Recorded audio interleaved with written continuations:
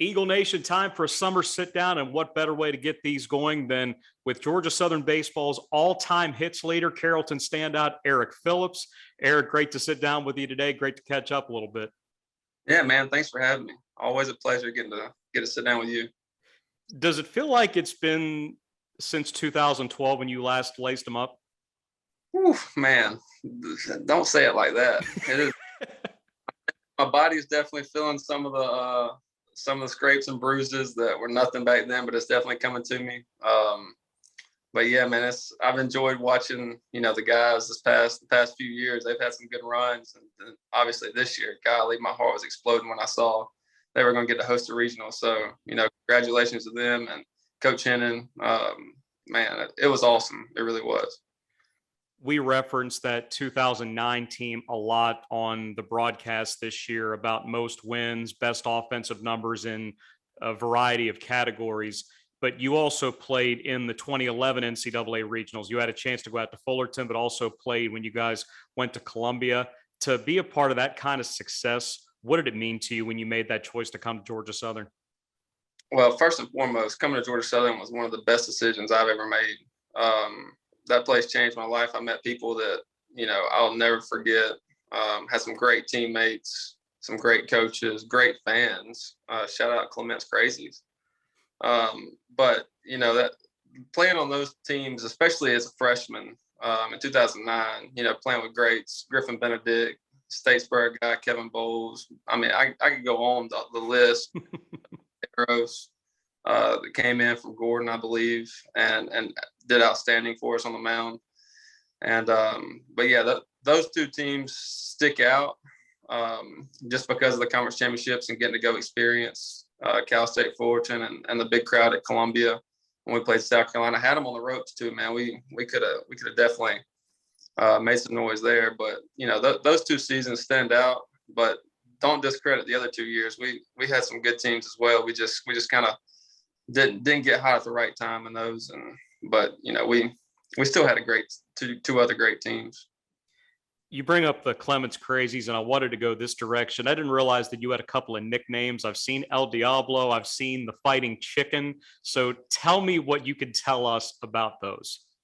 Oh man, so my freshman year when I got to start at first base, I'm right there next to those guys, and I developed a good relationship to them just by tossing balls in the dugout.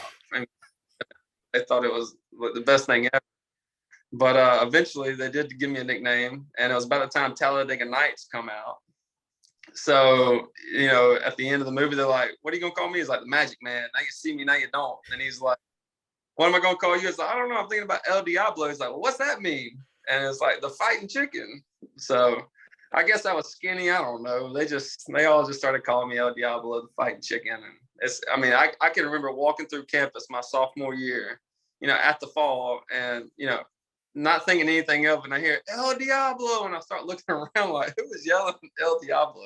And I didn't know they were yelling at me. It just left me through the summer. But after that, I pretty much responded every time to El Diablo. What was it like to play for Rodney Henning? Oh, he was he was a great coach, very knowledgeable of the game. Me and him still talk. I actually talked to him a couple of days ago. I'm trying to get him to recruit a kid out of Carrollton. But he was always there, always put our best interests at heart. And I would say he was easy most days, but that would be a lie because we worked our butts off. And we had, good seasons to show for it. But he's a great dude, great man, great coach, got a great family. And if he called me right now and said, I need you to come play for me, I'd definitely strap it up. I probably wouldn't be as good, but I would go strap it up for him. You spent some time coaching high school with Carrollton. How much of Coach Henning do you see in yourself, and maybe vice versa?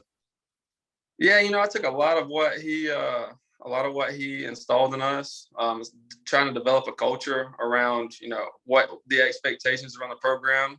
Somebody's got to lose, but it don't have to be us. Kind of taking that to my team, and the baseball knowledge is something that I'll always have with me. But I can remember just one little clip that there's a runner on second base, 2 outs. We're playing like North Florida, Jacksonville, somebody like that midweek game, and we're up, 2-3 runs. And in my head, I'm thinking, all right, I can drop down a bunt right here. We can get first and third. I can steal second, and the guy behind me can knock in both of us, and we can score 2 runs instead of just 1. Well, so I did it. I laid down the bunt, got a first, got a third, stole second.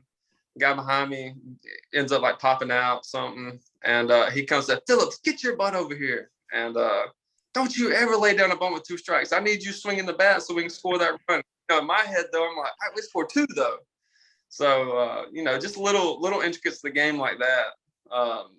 When a guy had a biggest lead ever going from first to second on a steal, and there's 2 outs in the inning, and I got a meatball right down the middle, swung, popped it up. He said, "Phillips, let him get in scoring position." This is my freshman year, obviously. Let him get in scoring position, then you knock him in. That's how the game works. You don't have to swing at every pitch, especially if we got second base stole. So trying to take those little things that you don't think about as an 18-year-old kid or high school kids, you don't think about that, and trying to teach them those things. He really did give me a lot of wisdom when it comes to coaching. You got a distinction in Eagle history. Your first career home run was a grand slam against Elon. Take me back to it. Man, so I remember it. Wind was blowing dead straightaway center. I think I got one in the count. Dude left the fastball over the plate, and I thought I popped it up to the center fielder, and it went out, and I got in the dugout, and everybody was going crazy. And it's probably like the 6th or 7th game of my career. And this is before BB course, so people don't think power. Doubles guy. I don't think I have power, but the wind was blowing really good out. And but yeah, that was one of those moments. Where do you find these stats? You're great. You're great. All right, we'll keep it going. You're the school's all-time hits leader. You're second in doubles. You're top 10 in games, runs, RBI, stolen bases. We already talked about the 2 NCAA tournament appearances. Also appeared in another championship game in 2012. But all your time, all your experiences in Statesboro, what are you most proud of? Man, I tell you what, just more so than anything, just the relationships that I built. On campus, off campus, obviously with the team, with the strength coaches, with the fans. I mean, I still talk to Randy Childs, JJ Puccio, all those kids that you look at little Kaylee Puccio. I mean, she brought us chewing gum before the game, every game. And, they'd have us over for dinner. Just the relationships that developed from being down there for 4 years is something that's irreplaceable when it comes to, when you look back on Statesboro and what you think. I mean, obviously we had some great teams, and some of these moments that you're referring to, I'll obviously never forget, but the people really stand out when you think about Statesboro, Georgia. What was your first thought when you heard that Georgia Southern was hosting a regional for the first time? Oh my God. So I was sitting in my fruit stand. It was a, Saturday or Sunday, whenever the selection show was, Sunday afternoon, I think. And I was sitting up there, and I had a girl that was, helping customers. Like, look, I'll be with you in a second. I got to see I'm going back and forth between, I got 2 phones, one for work and one for like personal. And I got my personal phone just sitting there with the thing on, and I'm checking Twitter on my other phone to see if they posted a picture. And when I finally saw Statesboro, I screenshotted it, sent it to like all my friends. Michael Burris and Tom Richardson, we were going nuts in our little group chat that we have. But I mean, I can't even put into words how excited I was for the program and for Coach Henning when I saw that they were hosting. I mean, it was a dream of mine. Obviously, I didn't even know that it was possible for us to host. And then when I saw it, it was like, holy cow, we're hosting a regional. It was just a surreal experience for me, knowing that I was a part of that program at one point and maybe help build it to where it is now. Interesting career path. I know that you work in sales, but you just brought up the reason why I wanted to talk to you in the first place. Last 4 years, you've run a fruit stand. Tell me how this got started, where you guys go, and what kind of joy it's brought you to be able to do this. So we started a fruit stand 4 years ago. My wife is the one who basically brought it up and said she was running one down in Macon, and And she said, Eric, you're from Carrollton, West Georgia area. You need to find a spot somewhere close to the interstate that you can set up and sell peaches and tomatoes and watermelon and all the good fresh stuff that people just love. And I said, okay, well, shoot, let's try it. Well, the first year I was like, this is miserable. I'm taking fruit up here times a week. I did not want to do it. And it was good because we got to meet so many people. But then the second and third year, people started realizing where we were, how good our product is. It's coming straight from the farms, right off the vine. Tomatoes, they don't go sit in the freezer somewhere for a week or two. They come straight from the farm and they go right into your house. And so the past few years, it's been very good, and it's been a blessing to my family. And my wife, they sell peaches at various farmers markets every weekend.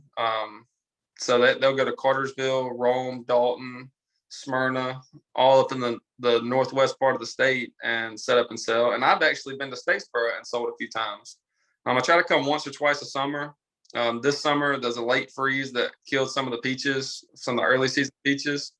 So it's put a damper on that. But, I'm hoping to get down there in July at some point, set back up over there at JJ Puccio State Farm Agency right there off, Main Street right there. What have you learned about yourself about being a produce guy? Man, I've learned more about produce than I think I've learned about me. So it's really, you gotta be consistent, and you gotta figure out the algorithm on how much stuff to have at your stand on certain days, and how much like on Tuesdays and Wednesdays we really don't have that much traffic, but Thursday, Friday, Saturday, Sunday it's usually big traffic, so you got to have more stuff up there to offer. But trying to figure out how much and when to deliver, and what time you need to be there. It's definitely, I love doing it. I love it. I'll wake up at 3:30 in the morning, make a delivery, and be back in my house by 8 o'clock, and I can go work the rest of the day. But there is a point where you got to make time for yourself and make time for your actual real job I'm in sales now. So you got to make time for that, and you got to make time for family. It really puts a strain on you in the summer, but man, it's been awesome. And I wouldn't trade it for nothing. I'll do it hopefully another 25 or 30 years. How does Georgia Southern continue to impact your life? Just like I talked about just now, JJ Puccio, he gives me a chance to come down and set up and sell at his place. David Wiggins, another guy that's a big supporter of Georgia Southern. He texts me all the time, when are you coming back? When we're grabbing dinner? Statesboro, I was able to coach at Bullock Academy for a year after I got through playing with the Blue Jays. So I was a assistant coach over there, and I got to meet all those kids, all those parents, and I still keep up with them to this day. A lot of them are starting to get married now, which is making me feel real old. But just the whole community is it's second to none anywhere you go. I don't think you get that experience if you go other places like you do in Statesboro. Just the relationships you get. Okay, how can people find out where you guys are going to be set up? So my wife's Facebook and Instagram page is Gibbs Girls Peaches. We go under that name because my fruit stand is just for Villa-Rica. Okay. But Gibbs Girls, Gibbs Girls Peaches. They post where we're going to be, and they're pretty standard on where they're going, but sometimes I branch off. Last year I set up in Dublin, set up in Statesboro, I'll set up in Birmingham occasionally. But Gibbs Girls, that's who you got to follow.